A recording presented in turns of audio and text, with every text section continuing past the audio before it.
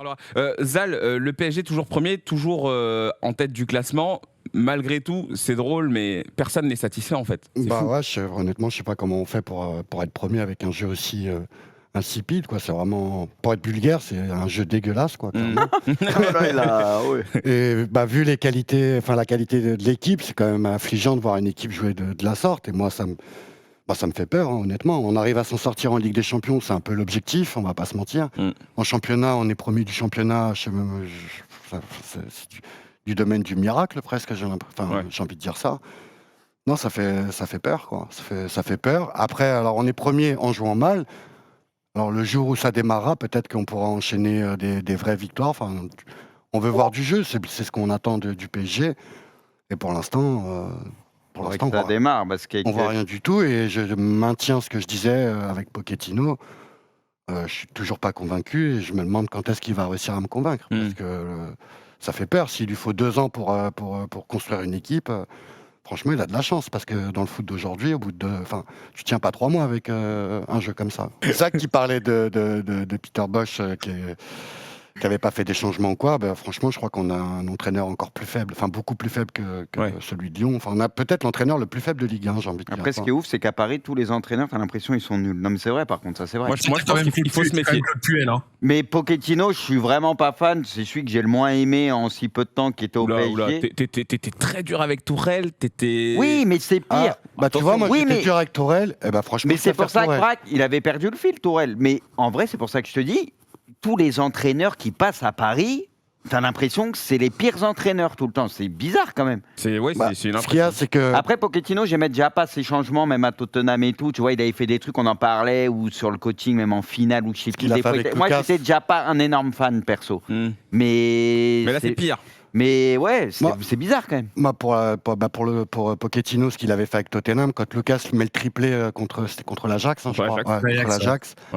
Ne pas le mettre en finale, franchement, c'est le plus gros manque de respect. Il a été tardé, des fois il fait des trucs. Enfin, Pochettino, de toute façon, là, ce qu'il fait avec Messi, si c'est pas des consignes qui viennent d'en haut, c'est que le mec, il aime absolument pas le foot. Et faut même un entraîneur district, il comprendrait en 2 secondes. On sent que ça t'a pas plu. Non, mais même un entraîneur district, il comprendra en 2 secondes que Messi, il n'y a qu'un poste où faut le mettre, c'est dans l'axe. Il a cru, il avait les jambes de 20 ans pour le coller à la ligne ou quoi? J'ai jamais vu ça. Mais un niveau d'incompétence, si ça vient vraiment de lui. Mais ils connaissent le foot à Paris. Sous la direction, le mec le dégage sur le champ. Tu prends Messi pour le bloquer sur un côté, mais qui peut faire ça? Il fallait pas le prendre. Mais non, c'est un niveau d'incompétence. J'ai jamais vu ça de ma vie. Pour te donner encore plus raison, on a joué avec 4 offensifs, donc il aurait très bien pu jouer dans l'axe hier. Mais apparemment, Mbappé, il va absolument jouer BU parce que j'ai l'impression que c'est lui qui a les clés du camion. Ok, tranquille. Mais c'est pour ça, il faut le mettre neuf. De toute façon, c'est lui qui va vous faire gagner tous les matchs, etc. Et on l'a vu encore hier. Je sais pas. C'est lui qu'il faut mettre absolument en neuf.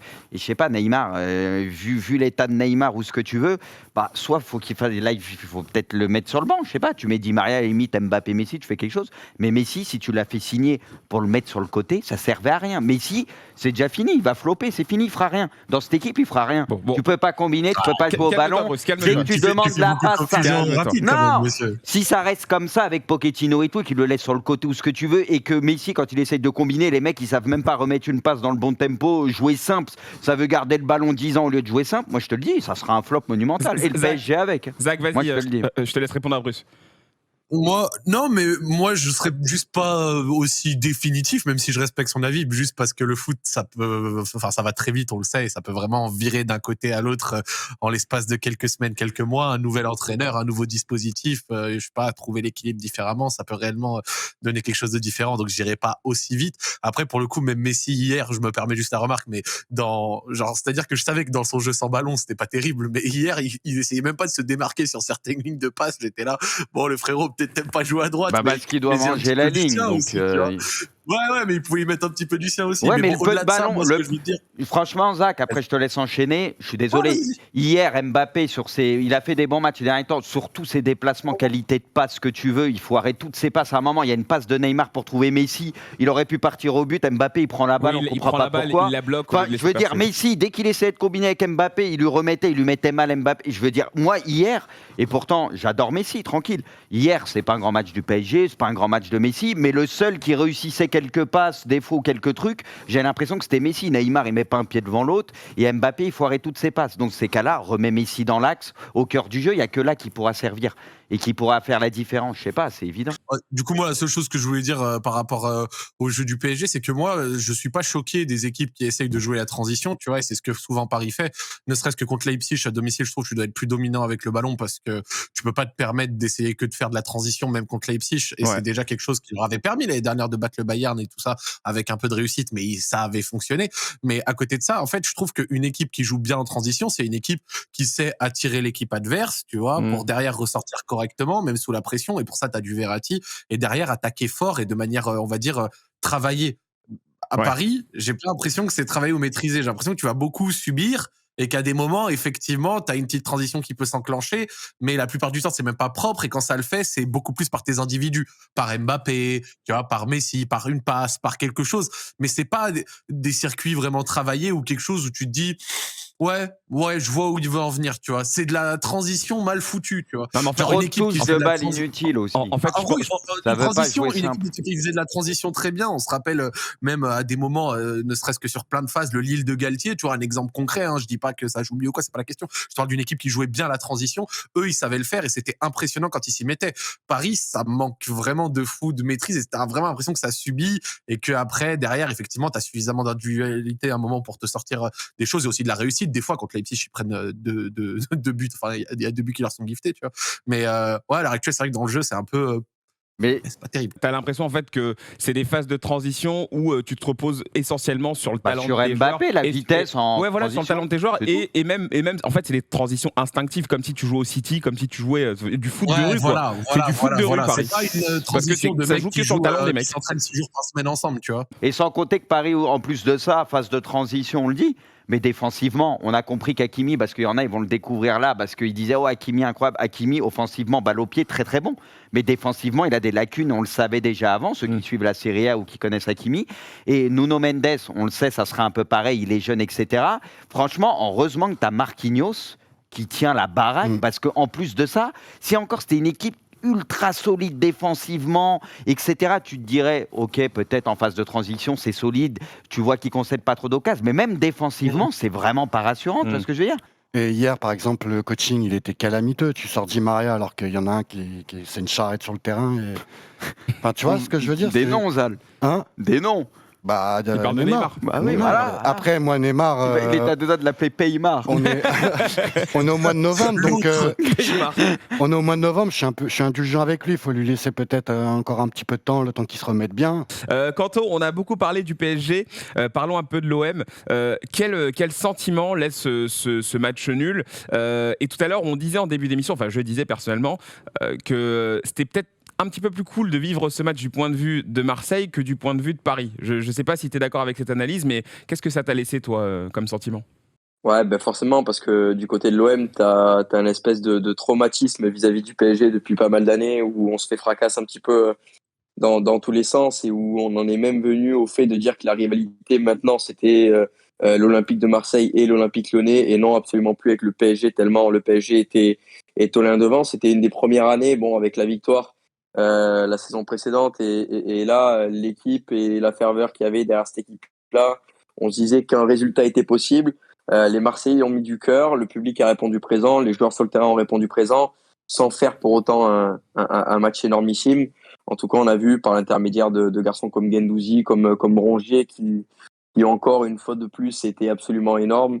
Et forcément, oui, c'est plus agréable à suivre du côté des Marseillais que du côté des Parisiens, parce que du côté des Marseillais, on a fait avec nos armes, on a une équipe qui s'est battue. Du côté des Parisiens, voilà, ça a été petit match, petite détente, un petit peu comme ils font depuis le début de saison, quoi. Ouais. Mais juste, ce que je disais un peu plus tôt, t'as pas l'impression que Kanto, il y avait peut-être un peu plus à faire du côté de Marseille, parce qu'encore une fois, on le dit souvent en ce début de saison, tu sens que Paris est pas imprenable, que ce soit en Ligue 1 ou Ligue des Champions, tu sais, dans le jeu, c'est pas ouf, tu les sens un peu fébriles derrière. Et après, en plus, il y a le rouge. Moi, peut-être, si j'étais côté marseillais, je regretterais peut-être de ne pas avoir, je sais pas, accéléré ou mis encore plus de pression, tenté plus, tu vois. Quitte à prendre encore plus de risques. J'ai le sentiment que Marseille, il y avait peut-être mieux à aller chercher sur la fin de match. Enfin, c'est mon sentiment. Ouais, je trouve vraiment qu'à 11 contre 10, j'ai pas trop aimé de la manière dont Marseille attaquait. Ça manquait vraiment beaucoup de présence dans la surface. Et à 11 contre 10 à domicile, avec un public qui a mis une ambiance quand même certaine, je pense qu'il peut y avoir des déceptions d'avoir Ambiance folle. attaqué de cette manière avec, avec cette manière avec le frein. À part, je crois c'est une frappe cadrée qui a un peu pété. Alors ok, il y a Conrad qui en rate une grosse, mais en dehors de ça, à 11 contre 10 pendant une demi-heure, j'ai pas trouvé Marseille spécialement dérangeant. Et hier, au global, t'as senti. Alors c'est vrai, quand Marseille se prend des transitions et des vitesses par Mbappé, on dit ah bah putain, ils se prennent des transitions. Hier, ils ont joué un peu plus avec le frein, on s'en est bien rendu compte que défensivement, ils avaient envie d'éviter de se faire prendre dans le dos, donc du coup, ils ont pas lâché les chevaux, tu vois. Ça peut se comprendre, mais je pense qu'il y a un juste équilibre. Et au global, je dis pas que Marseille fait un match décevant, je trouve qu'ils ont été décevants, en tout cas sur les 30 minutes à 11 contre 10. 11 contre Pour 10, le reste, c'était un petit peu sérieux, mais au global, je trouvais le match au global, lui, était pas super intéressant. Et je pense qu'il y avait peut-être encore mieux à faire, surtout sur la phase 11 contre 10, où là, j'ai trouvé que l'OM a pas lâché les chiens, ou en tout cas, c'est pas assez débridé. Tu vois, ils avaient toujours un petit peu C'était quasi 50-50 à 11 contre 10. Moi, c'est ça que j'ai pas trouvé ça normal. Tu connaissant un peu Marseille en ce début de saison, comme Zach, je pense qu'ils auraient pu mettre plus de pression, tenter un peu plus. Ta réponse, Kanto? Ouais, mais non, mais en fait, on peut qu'être d'accord avec l'avis de Bruce et de Zach. Alors, je sais pas si c'est Marseille qui a eu du mal à s'adapter au fait que le PSG soit 10 ou si c'est le PSG qui arrivait à mettre un espèce de faux rythme en gardant le ballon et en cassant complètement le jeu. Moi, j'ai un peu la sensation que c'est Sampaoli qui n'est pas arrivé à trouver les solutions, qui n'est pas arrivé à ajuster son système. De toute façon, je le dis et j'en reste persuadé que Sampaoli n'est pas un entraîneur qui arrive à s'adapter aux équipes, et lui, il joue de la manière dont il sait jouer, puis si ça passe, ça passe, si ça passe pas, ça passe pas. Bon, même si l'OM joue bien, je le dis et je le répète, je suis toujours pas fan de Sampaoli. Cet entraîneur me fait quand même plutôt peur, notamment par ses systèmes de jeu et par sa non-capacité à savoir réagir dans certaines situations. Attaquer, c'est bien, mais c'est vrai que des fois, on a besoin d'avoir un certain équilibre dans cette équipe-là. Les changements, je les ai pas trop compris. Qu'on sorte Rongier parce qu'il a pris un jaune, j'ai déjà beaucoup de mal à. Il était pas loin du rouge. À un moment, il y a le coup sur Neymar, c'était limite, mais voilà, il était pas loin de le prendre. T'es dans un match, si t'as envie de gagner, il faut prendre des risques. Sortir Rongier, Camara, bon, à la limite, c'est pas les changements que j'ai le mieux compris. Mettre Gerson sur un côté, c'est quelque chose qui commence de plus en plus à me fasciner, à me dépasser. Un petit peu au même titre que la semaine dernière quand je vois Pape Gueye rentrer et jouer piston, j'ai un petit peu du mal à comprendre, mais voilà, non, c'est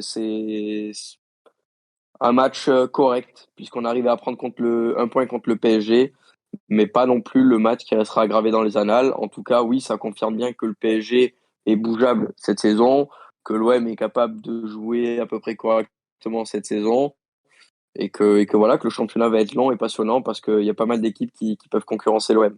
Non mais moi je connais très bien Kanto et je le sens dans le ton de sa voix. Tu vois qu'il n'est pas emballé par ce qu'il a vu hier, ça se voit. Point de vue marseillais, tu sens qu'il n'est pas content. Zal, moi je reviens sur ce que vous avez dit là un petit peu avec Zach et Bruce. Et d'ailleurs Thierry Henry le disait hier après le match, il disait oui c'est pareil, c'est ce moment où Marseille se retrouve à 11. Ouais, moi, je vais te lancer Zal justement. Ouais. C'est ce moment où Marseille se retrouve à 11 contre 10. Il y a eu, je sais pas, 10-15 minutes où ils se sont un peu regardés, où ils ont peut-être commencé à vouloir proposer quelque chose, mais c'était déjà limite trop tard. Et il y a Payet qui a répondu, qui a dit oui, alors c'est vrai qu'on n'a pas été assez tranchant à ce moment-là, il confirmait, mais il l'a dit aussi, il y a quand même les 4 qui sont derrière. Tu peux pas te permettre de tout ouvrir parce que tu sais très bien que sur. Et d'ailleurs, on le voit bien. Ouais, mais à 11 contre 10 à domicile, si. Non, mais désolé, finalement, moi je suis pas d'accord avec ça. Ouais, bah voilà, il y a un coup à 11 contre 10, il y a un coup à tenter quand même, quoi qu'il arrive. On ne dit pas de te désorganiser totalement, mais tu as un mec en plus. Tu sais que c'est Mbappé en transition qu'il faut prendre, tu te focuses sur Mbappé, le reste par la vitesse, ça fera pas des diffs. Tu te focuses juste sur Mbappé et logiquement, tu peux tenter des choses quand même. Moi je transmets ce que j'ai entendu. Après, moi, franchement, je peux comprendre l'attitude des Marseillais, parce que si c'est pour pousser et aller dans les dernières minutes prendre un but, alors que tu as fait un match quasiment parfait, on va dire surtout défensivement, c'était plutôt correct.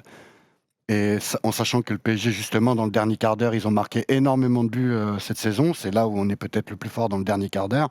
C'était peut-être pas le moment de pousser contre nous. Ouais, mais à Classico, ça se gagne. Tu vois ce que je veux dire? Si tu pousses pas à 11 contre 10 sur une demi-heure, et que tu es capable de prendre qu'une frappe cadrée, c'est pas terrible, quoi. Je suis d'accord, mais là, Marseille, de battre le PSG, c'est pas l'objectif de la saison. Je pense que c'est de finir en Ligue des Champions. J'aurais kiffé, je pense. Ouais, non, mais je comprends. Je peux l'entendre et tout. Moi aussi, ça m'a un peu surpris, mais j'essaie de l'analyser comme ça. Je me suis dit, en même temps, si tu pousses les dernières minutes, nous, jusqu'à la dernière minute, on peut marquer. On a quand même un Mbappé qui peut prendre la profondeur assez rapidement. Et c'est sur ça que je me dis, ils ont peut-être eu peur, et à juste raison. Pour moi, ça me semble logique aussi. Et ils repartent avec un match nul. D'ailleurs, un 0-0, je crois que c'est très très rare à Marseille, entre Paris et Marseille, Marseille et Paris. C'est très très rare comme résultat. Et ils l'ont fait. Prendre un point au PSG, en sachant que le PSG avait peut-être... En plus, ils avaient 2 jours de repos en moins. Donc, franchement, Sampaoli, il a tout mis contre la Lazio. Il a mis quasiment son équipe type. Et ce qu'il a fait là, c'est pas mal. Honnêtement, c'est pas mal. Moi, l'homme du match, c'est clairement Saliba. Du coup, on a vu pas mal de bonnes... 60% pour le chat, c'est Saliba. Voilà, on a vu quand même pas mal de bonnes choses. Encore aussi, ouais. Et je trouve que ça aurait été dommage de pousser comme le public attendait pour se faire frapper à la dernière minute. Et pour moi, ça peut s'entendre. Ça m'a pas choqué tant que ça. Oui, il y a juste un truc que j'ai envie de dire, c'est que si t'as vraiment... En fait, si tu creuses, t'as toujours une raison de pas attaquer ou de faire attention tu vois ce que je veux dire. Mais quand on prend le contexte, donc un derby, un classico, un stade, ambiance de fou malade, 11 contre 10 pendant 30 minutes. 11 contre 10, c'est monumental, pendant une demi-heure. Là, tu vas le faire quand? Tu vois ce que je veux dire? Parce que exactement. Moi, je suis d'accord avec toi, Zach. Moi aussi. C'est à l'extérieur. Et il y a aussi des profondeurs. 11 contre 10, tu vois ce que je veux dire? À l'heure actuelle, je pense qu'il y a beaucoup de Marseillais qui doivent être déçus que sur au moins les 30 dernières minutes, ça n'avait pas. Autant les 60 premières, j'entends. Je dis pas que je suis d'accord, mais j'entends que tu attaques un peu avec le frein, que tu fasses un peu attention, parce que effectivement, ça peut aller vite derrière, même si le PSG joue mal. Mais sur les 30 dernières minutes, si tu le fais pas là, c'est quand? C'est quand, Kima? C'est ça. On est d'accord. De ce côté-là, j'ai trouvé que c'était décevant. Décevant. Mais je les insulte pas. C'est même pas, tu vois, pour dire ils sont nuls. Non, mais on comprend très bien. C'est que c'est dommage. On comprend très bien. Et moi, personnellement, je peux pas aller contre toi, Zach, parce que moi, je me souviens à l'époque de ce fameux match où je crois que Marseille, ils en prennent 4, où Mbappé, il fait un match incroyable et ça se finit très vite. Je crois qu'ils avaient déjà tenté, je sais même plus qui était là. C'était qui le coach? C'était Garcia, je sais plus. En tout cas, ils en avaient pris 4 et je disais, mais à un moment donné. Tu parles de quel match là? À Marseille-Paris, mais genre, il y a peut-être 2 saisons, je crois. Ils en prennent 4, mais moi, je disais, mais. En voulant jouer au début, quand ils avaient commencé à jouer. Ouais, je m'en souviens. Moi, j'avais été content, j'avais été ravi de ce que j'avais vu. Et je sais qu'on m'avait dit, mais non, tu peux pas parce que c'est Paris, c'est compliqué. Voilà, c'était Villas-Boas, merci beaucoup. Tu peux pas parce que c'est Paris et tout. Mais là, je suis désolé. Là, pour moi, c'est très, très grave. T'as Hakimi qui sort, Paris. En plus, il y a eu une période un petit peu, tu vois, un petit peu de disette où ils étaient encore un petit peu en train de se replacer. Surtout que t'as des joueurs qui défendent pas. Cette équipe, comme Isaac, il a tout dit. T'as domicile, tu sens qu'ils sont prenables dans le jeu. T'as 11 contre 10 pendant une demi-heure. Sur le terrain, t'as des mecs qui défendent très peu comme Messi, etc. Donc en fait, quand t'attaques, t'es en surnombre obligatoirement. T'es en surnombre obligatoirement. Donc comme il l'a dit, si t'attaques pas là, t'attaqueras jamais, c'est tout. En fait, je pense que tu dois prendre ce risque, même si c'est Paris, de te dire, ok, il y a Mbappé derrière, il y a Messi, il y a qui tu veux, mais tu dois prendre ce risque de te dire, ce match, je vais tenter de le gagner parce que toutes les conditions sont réunies pour que j'aille le gagner. Tu vois, pour moi, tu dois pas réfléchir en te disant, on va quand même faire attention parce que on sait jamais. Mais peut-être que ça manquait de fraîcheur physique aussi. Ils ont joué la Lazio. C'est un 11 contre 10, ça. En fait, Paris, ils sont prenables. On l'a vu, ils étaient prenables. T'es 11 contre 10 pendant une demi-heure. Tu sors tes joueurs qui font du jeu, tu te retrouves avec Gerson sur les ailes et tu acceptes de laisser le ballon au PSG sans avoir un pressing haut sur le terrain. Donc au final, le PSG, ça les arrangeait bien. Ils étaient à 10, ils ont fait tourner le ballon gentiment, ils ont attendu un petit peu que l'orage passe et finalement, la fin du match a été sifflée. Mais c'est pour ça que je dis que Sampaoli sur ce match-là n'a pas été un exemple d'adaptation parce qu'il n'a pas su prendre les risques nécessaires.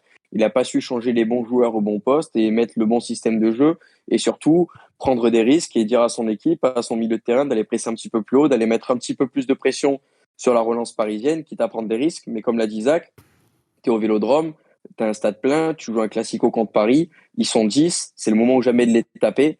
Si tu fais pas les efforts pour essayer de les taper, finalement tu te retrouves avec un 0-0 où tu n'as pas fait grand-chose pendant une demi-heure.